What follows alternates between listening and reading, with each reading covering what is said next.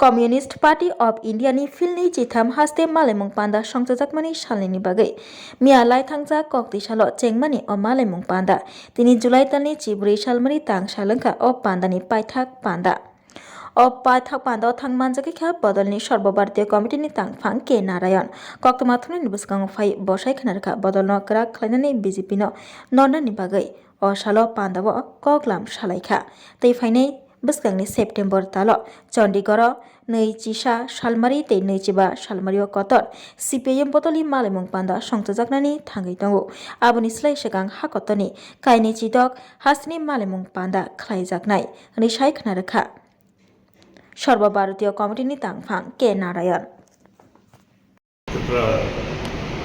State Secretary 23rd Conference. After seeing the conference, middle age and young and middle age delegates are more. It's one kind of a good future Tripura. Youngsters coming up to CPA. It should be developed. And nowadays, all political parties are facing the same problem. Mohan Bhagavat, the RSS leader, he also announced that 75 years age, that's the ceiling. That means Modi also got some dangerous bomb in his chair. After this announcement, there's 75 years limit. It may affect Prime Minister also. But we least bother about. When we want to remove the BJP government, not only the Modi government. If Modi goes and somebody comes also, the BJP, what is use of it? That we are not particular about their but we should also think about all parties also. Better to promote youngsters, including CPI. We are trying to promote youngsters. Number two, this tribal area. BJP government mainly targeting the tribals. Why? Because they have committed the corporate companies to hand out all the rich sources where the forest is there. They want to hand out it. If they want to hand out the rich property of mines and all geological properties, tribal should not be there. If that is why they started Kagar action means they want to kill all Naxalites.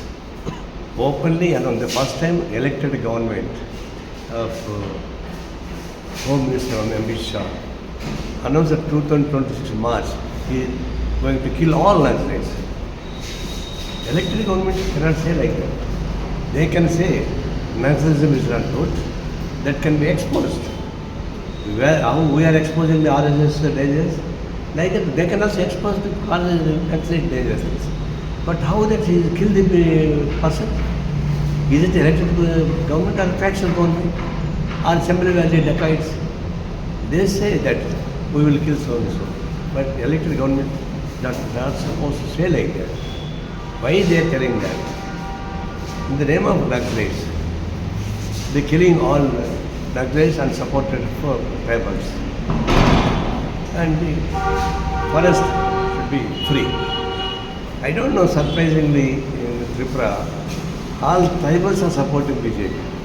This is suicidal policy. They have commitment to vacate all forests and the tribals to hand out the rich sources of corporate companies. And how Agartala and Tripura, tribals are supporting BJP. Once upon a time they are supporting Bamfront also. Difference. They demanded some separate statehood, that to bordering other states, other countries also combined. Like their demands are not possible. That depends. They may be fight, but they can't go with the BJP because BJP is committed to root out the tribals and hand over corporate companies of the property. That is also suicide. You can discuss left front, you can differ, no problem. You can fight, no problem.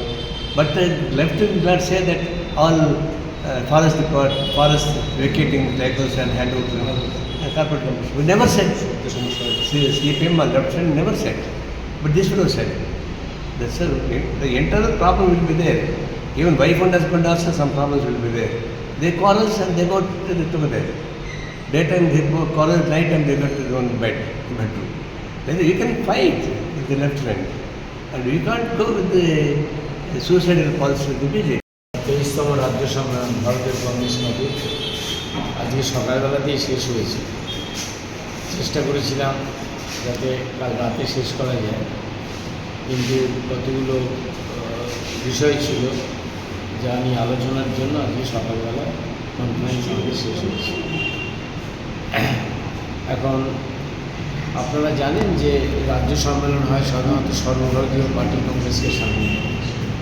আমাদের পার্টির সর্বভারতীয় 25তম সম্মেলন, যাকে আমরা কংগ্রেস বলি, 25তম কংগ্রেস হচ্ছে এবার চণ্ডীগড়ে, পাঞ্জাবে। 21শে সেপ্টেম্বর থেকে শুরু হবে, 25শে সেপ্টেম্বর শেষ হবে। তারই প্রাক্কালে আমাদের 31,000 ব্রাঞ্চ থেকে শুরু করে 417টা জেলা এবং 26টি রাজ্যে আমাদের সম্মেলন অনুষ্ঠিত হচ্ছে, এবং সেইখান থেকেই ডেলিগেট নির্বাচিত হয়ে আমাদের 21 তারিখ থেকে 25শে সেপ্টেম্বর পর্যন্ত যে 25তম পার্টি কংগ্রেস হবে সেখানে তারা পার্টিসিপেট করবে। এখন এই সম্মেলনের মূল রণধ্বনি হচ্ছে আমরা যা আলোচনা করেছি এবং আমাদের পলিটিক্যাল রেজলিউশন আগামী 18 তারিখ বেরোবে। কিন্তু আমি বলতে পারি মূল রণধ্বনি হচ্ছে যে দেশ থেকে আরএসএস এবং বিজেপির এই যে জনবিরোধী সরকার, একটা ফ্যাসিস্ট সরকার, এই সরকারকে পাওয়ার থেকে সরাতে হবে। ব্যাপক বাম, গণতান্ত্রিক এবং ধর্মনিরপেক্ষ শক্তিকে একটা বিশাল মঞ্চ করি, এবং আমরা এও বলছি যে এই মঞ্চ করার পেছনে বামপন্থীদের একটা বিশেষ ভূমিকা নিতে হবে। সিপিআই, সিপিআইএম, সিপিআইএমএল এছাড়াও বাকি যে সমস্ত ছোটোখাটো কমিউনিস্ট গ্রুপ আছে, আমরা তাদেরকেও বলছি যে এই সংগ্রামের গতিমুখ যদি ঠিক রাখতে হয়, আরএসএস এবং বিজেপিকে পরাজিত করাটাই তো একমাত্র মূল লক্ষ্য নয়। মূল লক্ষ্য হচ্ছে যে নিউ লিবারাল অর্থনীতি, যা শ্রমিক বিরোধী, কৃষক বিরোধী, ছাত্র যুব বিরোধী, নিউ এডুকেশন পলিসি, অর্থাৎ সামগ্রিকভাবে এই নীতিকে বদলানোর অভিমুখকে যদি শক্তিশালী করতে হয়, তাহলে বামপন্থীদের আরও বেশি শক্তিশালী হিসেবে আত্মপ্রকাশ করতে হবে। তার মানে এই নয় আমরা বামপন্থী শক্তিকে গণতান্ত্রিক এবং ধর্মনিরপেক্ষ শক্তির বিরুদ্ধে দাঁড়াচ্ছি, না, তা না, বরঞ্চ আমরা সহযোগী শক্তি হিসেবে একটা কার্যকারী ভূমিকা আমরা পালন করতে চাইছি। এখন ত্রিপুরায় আমাদের সম্মেলন হয়েছে। আপনারা জানেন ত্রিপুরায় বিজেপির রাজপাট কেমন চলছে। গতবারের পঞ্চায়েত ইলেকশন তার প্রমাণ, তার আগের বারের নির্বাচনও তার প্রমাণ। এখানে সুস্থ নির্বাচন হয় না, কিন্তু তা সত্ত্বেও যেভাবে ত্রিপুরার মানুষ আস্তে আস্তে প্রতিরোধে সামিল হয়েছে, সেটা একটা লক্ষণীয়।